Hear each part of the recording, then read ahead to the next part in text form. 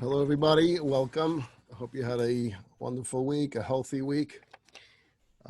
First, I'd like to announce the sponsorship for this week's class is sponsored by Jeff and Lori Goldshin. It's sponsored in honor of Leah Weiss. She announced her retirement this week after decades of her service here for Chabad of the Conejo. So as a thank you to Leah, and in her honor, Jeff and Lori are sponsoring today's class. Thank you very, very much. Just a scheduling update. The summer semester was supposed to go through next Wednesday. Next Wednesday was supposed to be the last week of the Lunch and Learn for the summer. I'm going to add an additional 2 weeks to that. So we'll go through the end of the month of July. Please make a note of that. There will be class this week, obviously, because we're here. And then the next 3 weeks, we'll continue to have class throughout the month of July. We have been studying the book of Devarim, the book of Deuteronomy. It's Moshe's speech to the Jewish people before their entry into the land of Israel and before his own farewell. And he is now reminding them of the terrible sin of the golden calf. And he is telling over to the Jewish people, which are the descendants of the first generation, what took place and how it took place and how disappointed God was in this great sin of the golden calf. And where we were up to from last week's class, where we left off, is this demand that they made to Aaron, Moses' brother, while Moses was in heaven for 40 days and 40 nights, receiving the Torah directly from God. They go to Aaron and they say, Asei lanu Elokim, make for us a God. I mentioned last week that the Jewish people were in a state of panic. And the panic came about because they miscalculated the days. You see, they experienced the revelation at Sinai. And in their experience of the revelation at Sinai, the intensity of the divine revelation was so great that at some point, after a few minutes of it, they asked God to please stop, that their vessels, their physical bodies, could not contain the spiritual energy that was coming down in the revelation. So after the actual 10 commandments, they asked God to stop talking directly to them, but to speak directly to Moses, and Moses will transmit the information to the Jewish people. But they did not feel that a human being was capable of withstanding so much revelation, so much direct ray like from the sun. Imagine getting that close to the sun, how much more so that close to God. And therefore, they panicked, thinking that Moses didn't survive. He could not have survived that much divine revelation. He wasn't there. He was there for 40 days and 40 nights. And so because they miscalculated the days, Moses told them he'll be back 40 days, but they started counting the 40 days from the moment Moses left, not from his arrival at the top of Mount Sinai, which took a complete day. So they're off by a day. And when Moses doesn't return on what they thought was the conclusion of 40 days, they panic. They believe Moses died. He didn't survive. Now we're stuck here in the wilderness. Now we're all alone. Now we're lost. Who's going to take care of us? And who are we going to complain to? And who's going to provide the water? And who's going to provide the food? And who's going to tell us where to go? And this state of panic breaks out. So they go to Aaron, who's second in command, Moses' brother, and they say, Asei lanu Elokim, make for us a God. And that's what we're trying to understand. What is it that they wanted? Although we often refer to the episode of the golden calf as idol worshiping, it didn't start out at first as idol worshiping. It led to idol worshiping. And it was clearly a violation of the principles associated with the second commandment of the revelation of the 10 commandments. But if we look closely at the text, what they want is a replacement for Moses, not a replacement for God. They fear that Moses died, and therefore we need a new Moses. But as I'll explain, they don't want a physical human being Moses. They want an object Moses that doesn't die. They wanted someone or something to lead them. The words they use, Ki zeh ha'ish Moshe, because this man, Moshe, is no longer with us. Moshe wasn't there. You see, if they wanted a new God, what would it have anything to do with Moses' presence or not? Why would they say, because this man, Moses, is no longer with us, if what they wanted was a replacement for God? So at first, it is clear they want a replacement for Moses, because Moses is no longer with them. They wanted Aaron to give them a new Moses, but make for us a Moses. Make for us a Moses is different than select. It's not let's hold elections. Let's select someone by lottery. It's not, Aaron, why don't you lead? No, make for us a new leader, not a human being. And that's why they don't ask Aaron to take over, because human beings die. They don't want a human being because we're going to go through this again. But if we have a permanent representation of a leader, then we'll never have to go through this crisis again.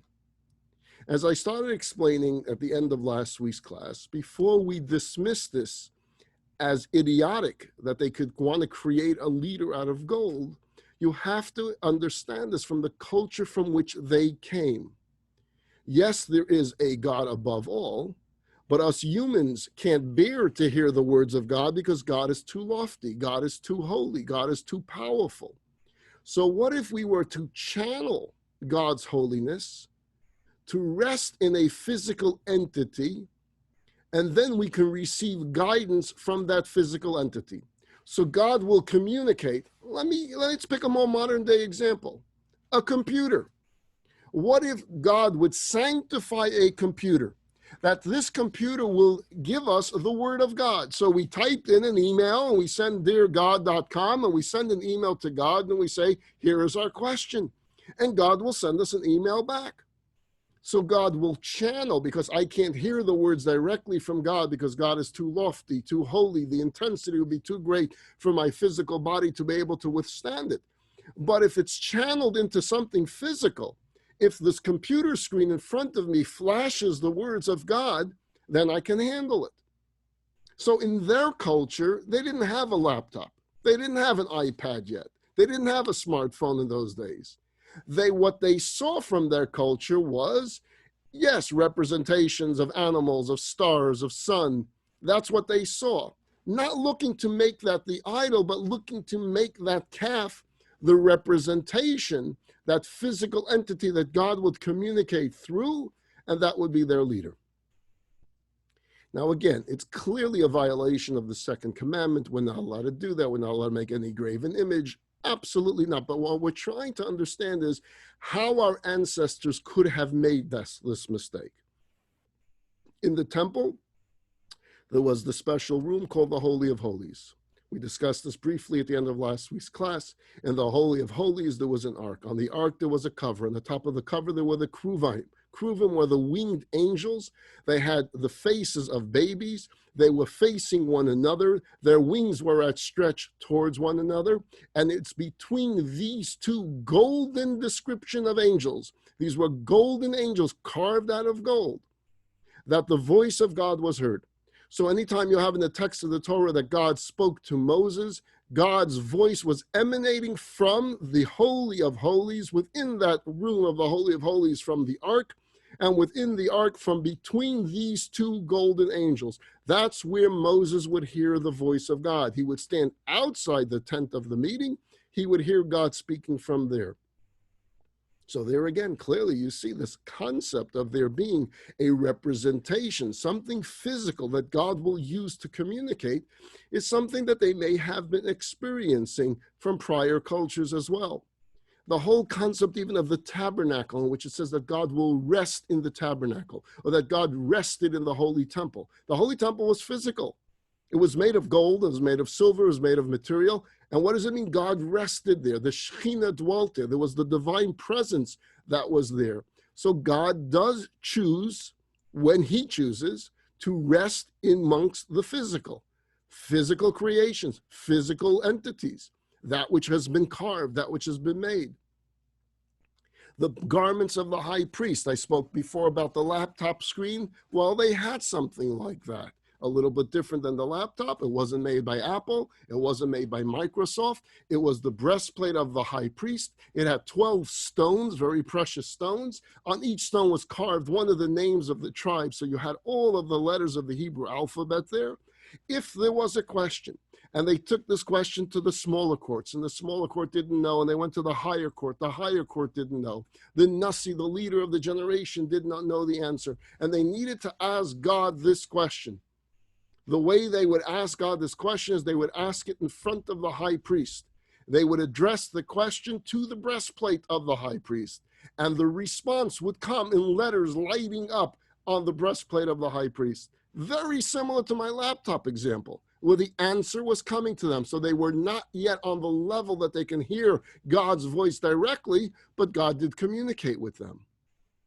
So that God can choose to utilize a physical object in order to communicate is not as far-fetched as we may have thought. The same concept with Moses' staff. Moses' staff performed so many miracles, especially during the plagues in Egypt, the splitting of the sea, all done with the staff of Moses. So according to this understanding, at first, and I stress this, at first, they were not looking for Aaron to make a god for them.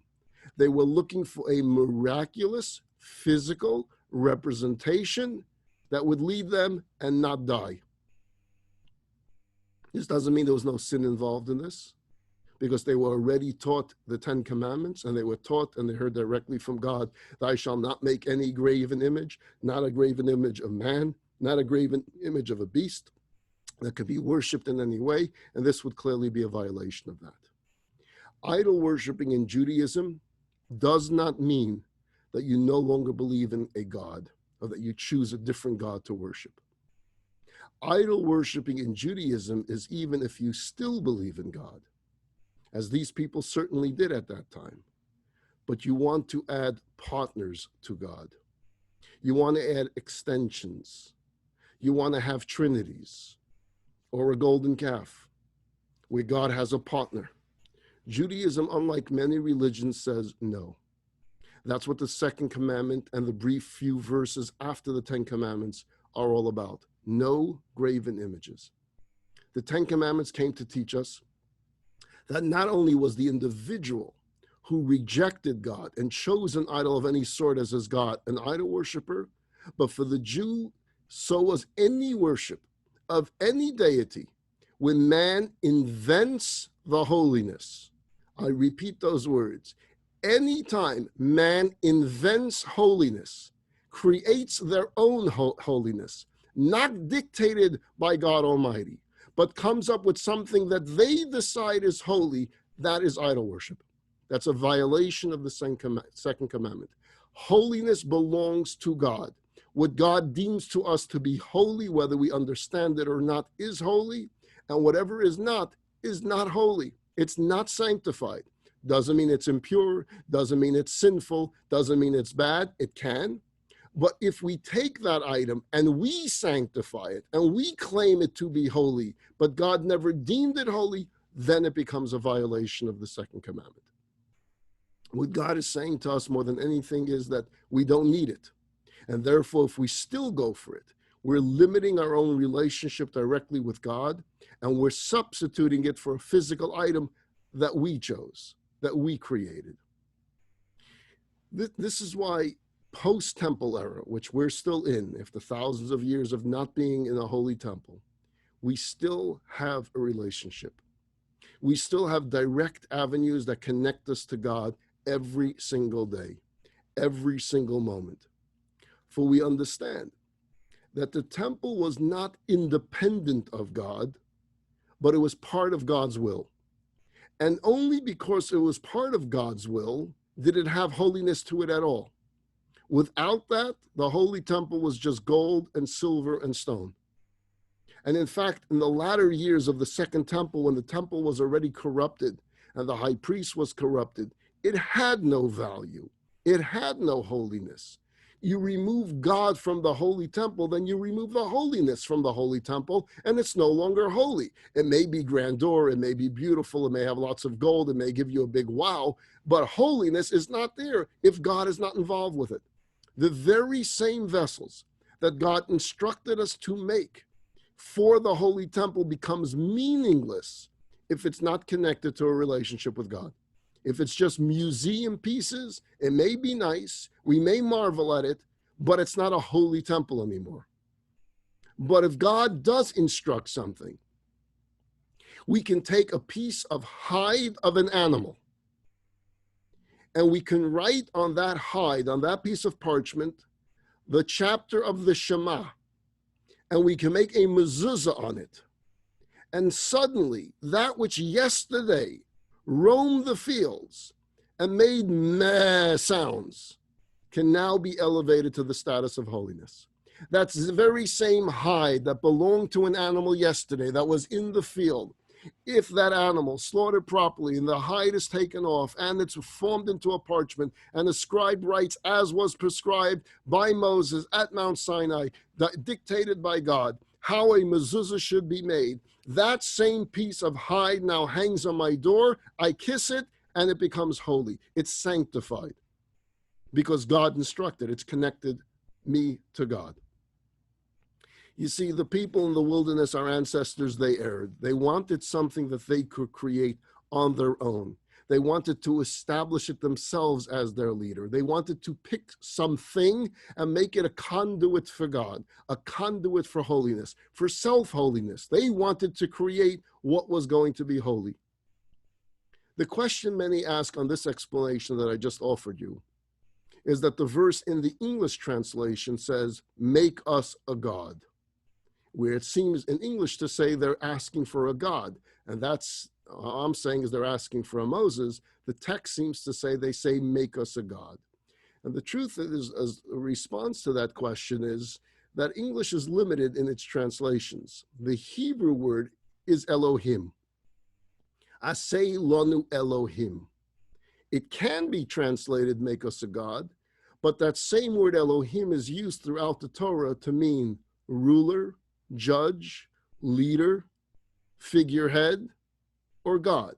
Anyone in that type of authority.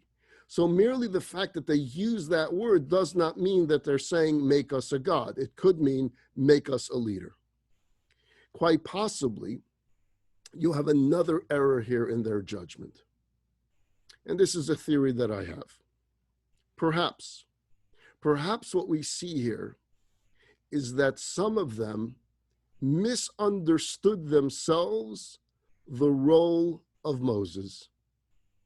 Perhaps what's coming out of this story is that some of them did not understand who Moses was, what he meant, and they began to idolize Moses himself.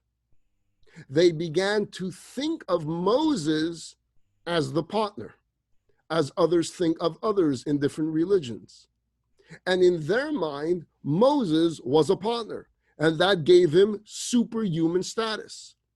And Moses, along with God, took us out of Egypt. And Moses, along with God, destroyed Pharaoh. And Moses, along with God, split the sea. And Moses, along with God, brought forth water from the rock. And Moses, along with God, gave forth manna from heaven, giving them food. And Moses, along with God, defeated Amalek. Do you see the mistake? Moses was not God's partner. Moses was God's human messenger to do the work, but not to perform the miracle. Moses on his own could not do a miracle. He can usher in, he can pray for it, he can inspire it, but he can't do it because he's a human being. Only God can defeat Pharaoh. Only God can bring the 10 plagues. Only God can split the sea. But seeing Moses perform all this, you begin to think that in their mind, they're seeing Moses as a partner here. Now, what if the partner died? What if the partner's not here anymore? Who's going to be the partner? And that's why they don't ask Aaron to lead, because he could be a great leader. He's a nice guy. He is a good lieutenant, but he's not partner material. They didn't see him doing any of these miracles. They needed an Elohim. They needed someone that's authority, but has partnership skills, one that could be God's partner in bringing about their salvation. On this theory, you begin to understand the powerful message that is sent when we get to the end of Deuteronomy. We've discussed this a few times, that Moses doesn't go into the land of Israel, even though he wanted to so much, even though he begged for it so much, and God will say no. If he was a partner, he would put up a good fight and say, hey, I'm a partner, I decide I'm going in, but he wasn't a partner. He was a servant of God. And if God ultimately says no, then that's the decision that a servant of God will have to accept. You also want to understand why it is that his grave, Moses' grave, is not known until this very day. And it was so declared by the Torah that it will remain anonymous forever, that no one will ever know where Moses is buried. We know that he's buried in the Jordan. We know he's buried on the other side of the Jordan River, but the exact burial spot, we do not know. And the reason would be is because if Moses' burial spot was known, it would have become a shrine. It would have become a place of worship. It would have become a site of idol worshiping with Moses as the idol. God and Moses do not want that Moses' burial site becomes an idol, becomes a place of idol worshiping, that Moses himself is worshipped. You'll take notice of something else. And perhaps you've seen it if you've read through the Torah a few times. You'll see an interesting common denominator. Every time the people complain to Moses, and we know they've done it quite a few times. Who asked you to take us out of Egypt? Right? Why did you bring us here? A lot of complaints, but they always have, who asked you to take us out of Egypt? He could have very easily answered, you did. What do you mean, who asked me to take? You were crying there. You wanted to get out of slavery. What do you keep throwing this at me? Who asked you to take out of Egypt? You were miserable there. You asked me to take you out of Egypt. He never says it. He never even defends against the argument by saying, have you forgotten the pain? They say to Moses, we were better off in Egypt because we had cucumbers, we had pickles, we had garlic, right? We had all these foods that we remember. We remember the smell of the barbecue as the Egyptians are making their hot dogs and burgers. At least we got to smell it. We enjoy that. Here in the desert, we don't smell hot dogs and burgers. That's what they're saying. Why doesn't Moses say, you guys, you were suffering, you were crying, you were being whipped. Don't you remember the quotas? Do you remember the taskmasters? Do you remember the beatings? Do you remember them throwing baby boys in the Nile? Do you remember the oppression? Do you remember the slavery? He never does that. Instead, every time, the first comment that will come out of his mouth was, it was not I who took you out of Egypt, but God. It is not I who took you out of Egypt, but God. Before he gets into any response to them, he will always correct them when they say, who asked you to take us out of Egypt? He said, I didn't take you out of Egypt. That's God material. I'm not God material. He was so careful never to allow any credit to be given to him for the Exodus, because it was so easy to make the mistake and give this man, this human being, a status of godlike. And that's why if you look at the eulogy of Moses, which we'll eventually get to, I would say a few more years, the eulogy of Moses in the Torah is two words: Eved Hashem, servant of God. Nothing more, nothing less. Not co-creator, not redeemer. Eved Hashem, a servant of God. Moshe Rabbeinu, Moses, our teacher. Careful not to give him any godlike powers. So getting back to our premise, the Jewish people originally had no intention of outright idol worship. The very opposite could be the case. They panicked because they felt that their connection to God was lost, was missing, and they needed to reestablish that link.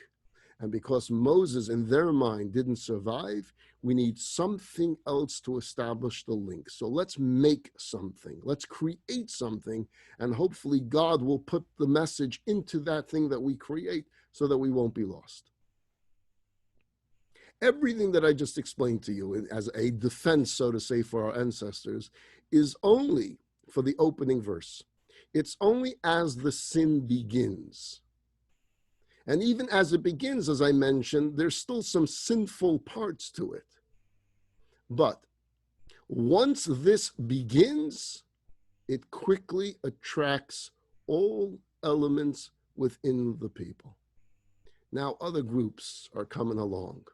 So although the first group may have had some type of sincere intentions, sinful but not the worst, For the rest of the people that are joining the rebellion, they have very, very other dangerous thoughts in mind. And it turns very quickly outright rebellious. And that's joined by people that are outright idol worshipers, looking to replace God. There were those who loved making trouble. And revolutions tend to bring them together. It brings all these small groupings under one banner. So although it may have started with some type of sincerity, it doesn't stay there. And it quickly gets out of hand. One more proof that the vast majority did not look towards the golden calf as a god, but rather as a replacement for Moses. Had they thought of it as a god, remember, if the original intention was, we are making a new god, which some people will turn this into, and we're not going to dismiss that, we'll get to that soon. But let us suppose that the majority wanted a replacement for God, not for Moses. And now they make this golden calf. And let us suppose we accept what the Medrash says, that the golden calf was moving around. And therefore it builds this belief that this calf is God. It's the new God. So what happens when Moses returns? Moses comes down the mountain. If it's their new God, what difference does it make if Moses is alive or not? The calf, if the calf is God, the calf is more powerful than Moses. Why do they get scared when they see Moses? Oh my gosh, he's alive, he's alive. And why does it get so quiet when Moses comes back down the mountain? We have a new God. We don't need Moses anymore. And yet when they do indeed see that Moses returns, they flee from him. They flee from the calf. And Moses will take the calf and he'll burn it, and no one will stop him. How do you allow Moses to burn your God? Why wouldn't you have stopped him? So obviously, the original intention was replacement for Moses. And now that Moses is back, oh my goodness, we messed up. We didn't need a replacement for Moses because he's here. He's alive. He didn't die. Now, yes, there is the camp that, as I mentioned, we'll get to soon, that really wanted to turn this into idol worshiping. And that will lead to a revolt, and Moses will have to put down that revolt. A group of people that want to replace God with this golden calf. And that is a crisis that Moses will have to deal with. It's a crisis that God will have to deal with. And we'll touch upon all of these things. But what my point is that trying to understand our ancestors, their original intention was, if Moses died, we need a replacement, and we don't trust human beings to be replacements anymore because they die, so we want a physical replacement that God will use as a channel to deliver communications to us, tell us where to go, we will follow it, tell us what to do, and we will follow. The next point I want to make, and again, we have a few, that's why I added a few weeks here, because there's a lot to discuss.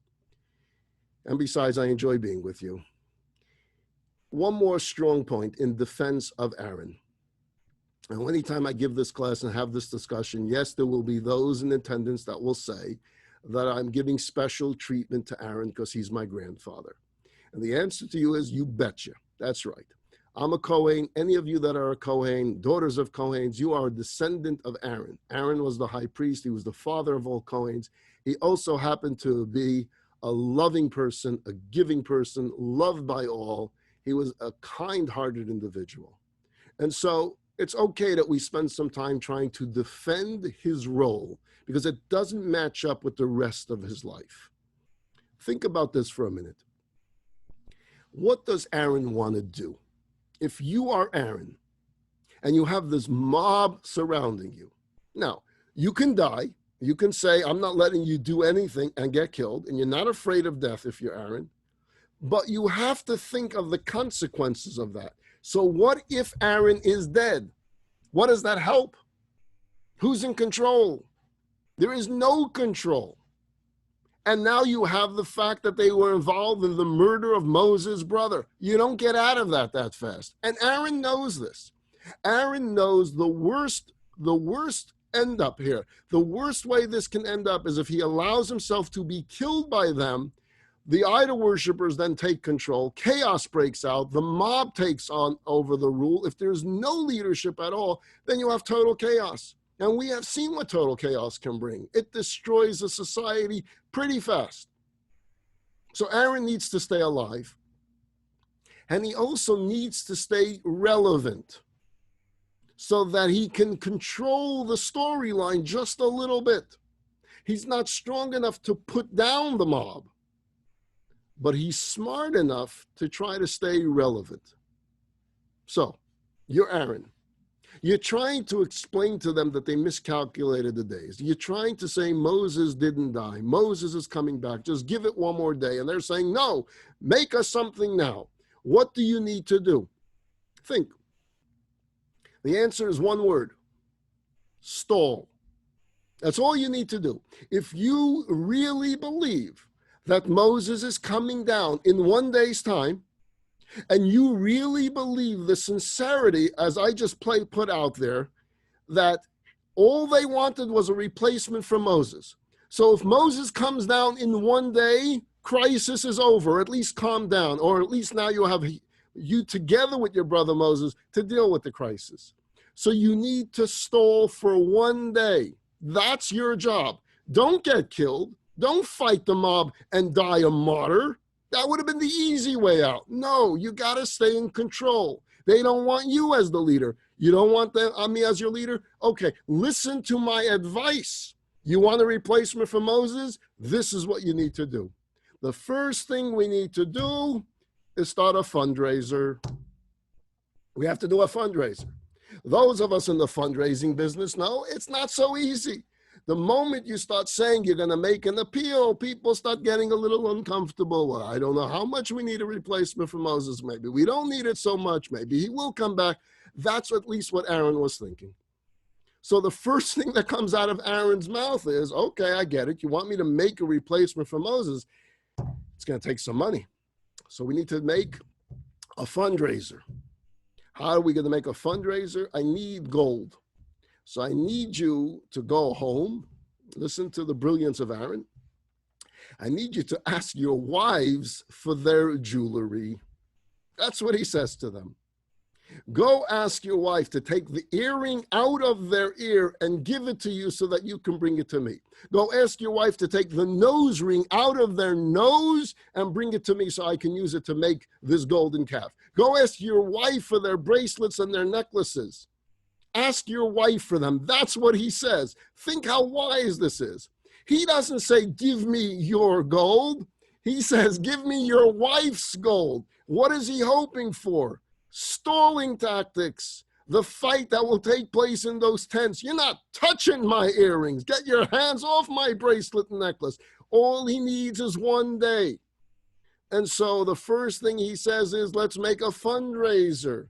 That could give me a few days' time. The fighting that will take place, some of the wives will not give up the gold. It's not going to be so easy. So Aaron is into a stalling tactic. Little did he know how much drive this mob had, that they raised the money so fast. It says they literally ripped the earrings off the ears of their wives. They ripped the necklaces. They took the bracelets. They added their own gold. The gold was brought to him so fast. Now he needs to continue the stalling tactic. The first plan didn't work. So he says, now I need to melt the gold. I need to mold the gold. That takes some time. I need to form the gold. That can take us at least a day. And the Medrash fills us in here on some details, that he begins the process of melting down the gold. And here's an interesting Medrashic story. I won't get into the details of it right now. I'll just tell you the story that the Medrash shares with us, that someone had a staff with them, a holy staff. There was the staff of Moses, but there was another staff that was used. This other staff was used to find Joseph's coffin while they were still in Egypt. Remember that Joseph asked to be buried in Egypt. And Joseph's coffin was ultimately placed in the Nile by the Egyptians because what they wanted was that the blessing of Joseph's body would bring blessing to the Nile, and all of Egypt is always blessed through the Nile. Now Joseph's descendants promised Joseph that when they leave Egypt, they will take his coffin with them. And he makes them swear that. Now, no matter what, when the Exodus happens, you must promise me, swear, take an oath, you will not leave Egypt without taking my body along. They have to fulfill that promise, but they don't know where he's buried. So Moses writes the words, Ale Shor. on a staff. Ale Shor means rise up, O ox. Ox was a nickname for Joseph. Jacob calls him by the name Ox, Shor. You see, look at the end of the book of Genesis, Jacob, before he dies, gives nicknames to his children, and he calls Joseph the ox. Many reasons, that the strength of Joseph. So Moses writes the words, rise up, O ox. The staff is thrown into the Nile, and the coffin of Joseph rises to the top, and Joseph's coffin is carried for the next 40 years until it's buried in the land of Israel. It's buried in what is the city of Shechem, now known by some as Nablus. It's an area that continuously today gets vandalized by Palestinians that live there, and Israel needs to take much stronger protection to protect the burial of Joseph, because this is a promise that we've made to him. That's a side story for another time. That staff that says Ale Shor was in someone's possession. When Aaron makes this fire and he starts melting the gold, someone takes that holy staff that says, rise up, O ox, and tosses it into the fire. And the mystical powers of that staff turn the gold into this golden calf. That's the story of the Medrash. Now, again, I'm sure you have many questions of how is it possible and why would God allow that to happen. I'll leave those questions for another time, perhaps. But again, what's happening here is Aaron's plan of stalling is not working, because everything is happening super fast, and all he needs to do is stall for one day.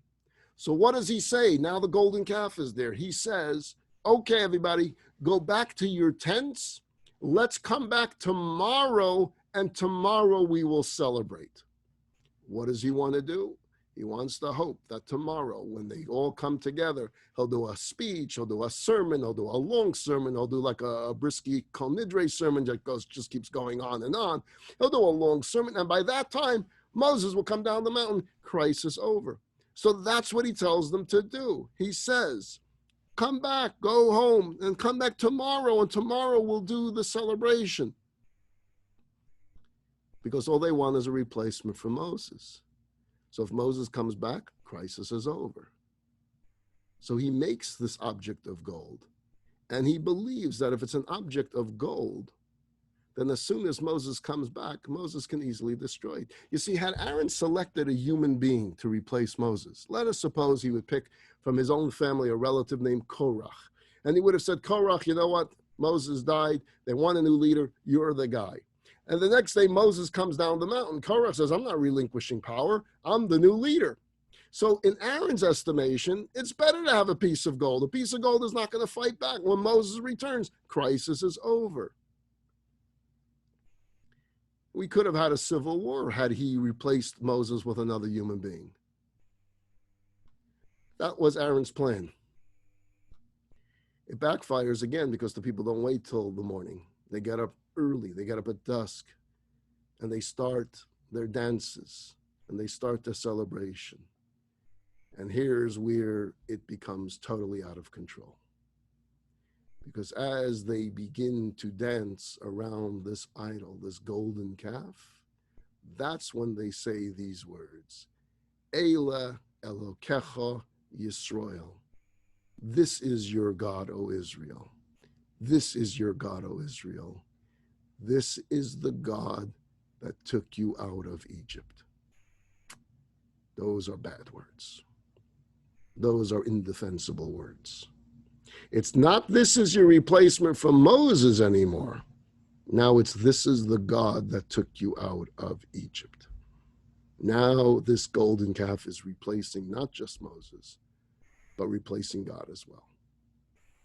Now what was a crisis turns into an outright rebellion. Literally a rebellion, a civil war, an attack on authority, and an existential crisis. Do we exist as a nation after this? Who led this second wave, as we can call it that? The second attack. The first attack of we need a replacement for Moses was our ancestors. Who was the group that said, this is the God that took you out of Egypt? Because that's not like us. Yeah, we have our problems, perhaps at times not listening to authority, but to have something and point to it and say, this is the God that took you out of Egypt. This wasn't 1,000 years ago, the Exodus from Egypt. It wasn't 100 years ago. It was a few days ago. It was literally a few weeks before. How can you say this is the God that took you out of Egypt? It was just made. We just created this. We just watched it being molded. We just watched it come out of a fire. What do you mean this is the God that took you out of Egypt? So for this, my friends, I need to introduce you to a new group. They're called the Erev Rav. The Erev Rav means a multitude from other nations. Who are these people? There was an Egyptian multitude, a group of Egyptians. Some say they were immigrants from other countries that lived in Egypt, that went out of Egypt along with the Jewish people. They changed teams. When they saw the plagues taking place and they saw that their Pharaoh was powerless against the Jewish God, they said, you know what? We're joining teams with you guys. We're going to go with the stronger God. We're going with you. They were the Erev Rav. Now, when it came to the Exodus, Moses asked God to allow them to join with the Jewish people as converts, as becoming part of the Jewish people. Hey, they want to join us. They want to leave Egypt and come with us. And God says to Moses, be wary. Do you trust them? Do they really want to become Jewish, or do they just want to be part of the winning team? And Moses said, no, there's a sincerity there. And God says, then it's on your shoulders. You can take them if that's your decision. God gives the leaders some ability to decide with their own free choice what they feel is right. This turns out to be a major error on Moses' part, because this Erev Rav will continuously be there to lead revolutions against Moses and here against God, because they never really converted to Judaism. That was not their intention. Their intention was to join the winning team. And hey, you're taking us right to the promised land. We're going to go with you to a new land with a more powerful God. But as they leave Egypt, they're not heading the direction of that promised land. They're going into the wilderness. And now we're thirsty. And now we're hungry. And now you're giving us laws? You're giving us laws?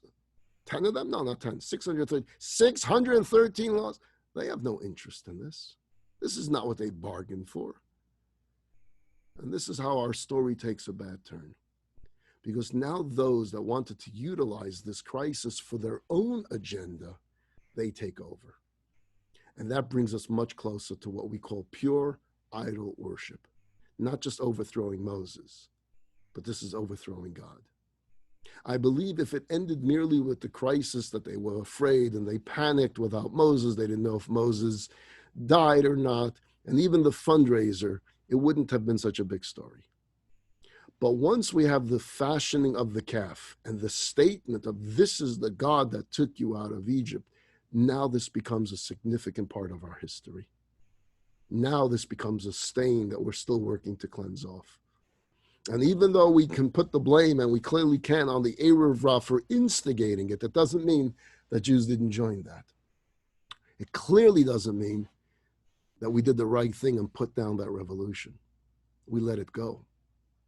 Where were all of our ancestors to say to this group, you're not hijacking our agenda? No, this is not the God that took us out of Egypt. No way. That's Egyptian culture. That's not part of our culture. We didn't hear that voice.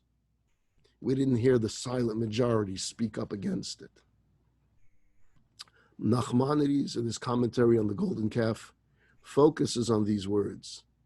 And he tries to understand these words from the mouths of those from whom they came. He says, if you want to say that this is the God that walks, Asher Yelchu Lufanenu, that walks before us, you want to create something that you believe will walk before you because you don't know what happened to this man Moses, okay. You may have a strange hope. You may have a baseless faith, and we can argue with you why your faith is wrong and why you shouldn't create any such image that will walk before you, but at least you're honest with me. You're telling me that you're panicking. You're afraid because Moses is not here and you want a replacement. You're honest. I can tell you that don't worry and have faith and don't worry about it, and it's not right the way you want to do it. We can have a discussion and still be friends. There was a reason for the madness. And when you have a reason for the madness, you can have an intellectual conversation. You can have an honest conversation. You can try to calm the fears. They were looking for an image to focus on in the same way that, as I mentioned, there was a holy temple and vessels with an ark and the keruvim and clouds and a staff. So we can dismiss the prior demand as faulty, but base it in some rationality. But the statement that this is the God that took you out of Egypt has no place in logic. Here they are seemingly making a statement that not only do they have an image that can lead them today and tomorrow, but that this calf that just emerged from the fire minutes ago was the God that took them out of Egypt 13 weeks ago. That's senseless stupidity. We don't mind dismissing this as senseless stupidity, but Nachmanides believes that there was more to it, that they were not that stupid. And even if they were, how many Jews would actually buy into this stupidity that this calf that was just created is the calf that took us out of Egypt? They experienced too much, starting from the day Moses came, through the plagues and through the Exodus and through the splitting of the sea and through the water from the rock and the food from heaven and the victory over Amalek and the clouds protecting them and the revelation at Sinai. This comment would have been so ridiculous that Nachmanides says, I can't accept it at face value. And therefore, he's of the opinion that these words are not to be taken literally. He says they asked for a replacement of Moses, and obviously this calf was not like Moses. Why did they mean when they said like Moses? How would this calf satisfy this request? Moses, they believe, was given a divine power to perform miracles, to lead, to fight, to bring water from a rock. Moses died, they thought. And we don't want another human being, as I mentioned all along, because human beings die. Human beings can mix their own 2 cents into decisions. They make free choices, and as I said, free choices sometimes are wrong. But what if we had an inanimate object, and God fills it with divine power, and then it can lead, it can fight, it can provide, and it has no limitations whatsoever because it doesn't have any choice to make. There's no the physical limitations of a human being. The human being is limited to 2 eyes. The human being is limited to 2 legs, to 2 hands, to a life of 120 years. What if we can have something that's eternal, that doesn't get mixed up with human choice? That would be perfect.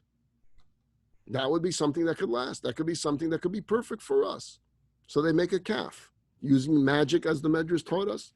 And the leaders of the rebellion knew full well that it would not be endowed with truly godly spirit.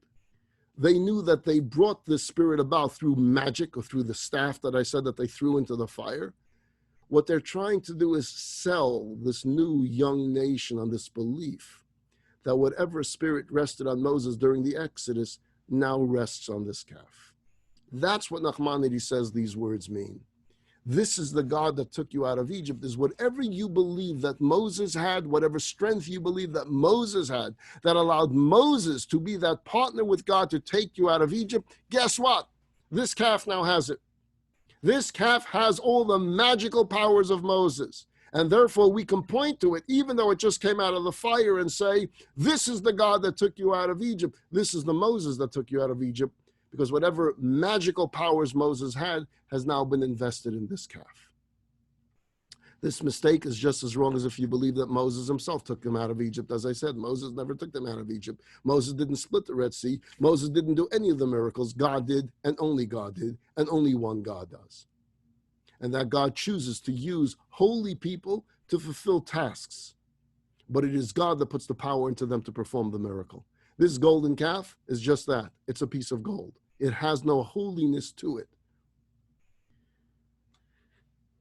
I'll continue this theme on this whole idea next week, on getting into the idea of the canonization of idol worshiping. We'll talk about that in greater detail next week, the canonization of immorality. So I want to wish you all a very happy week, a safe week, a healthy week. And we'll come back next Wednesday. As I mentioned, for those that perhaps joined a little late, we're going to continue our Lunch and Learn class throughout the month of July. So we're extending it by 2 additional weeks. And this way we'll be able to cover all of the story of the golden calf. Have a wonderful week, everybody, and stay in touch.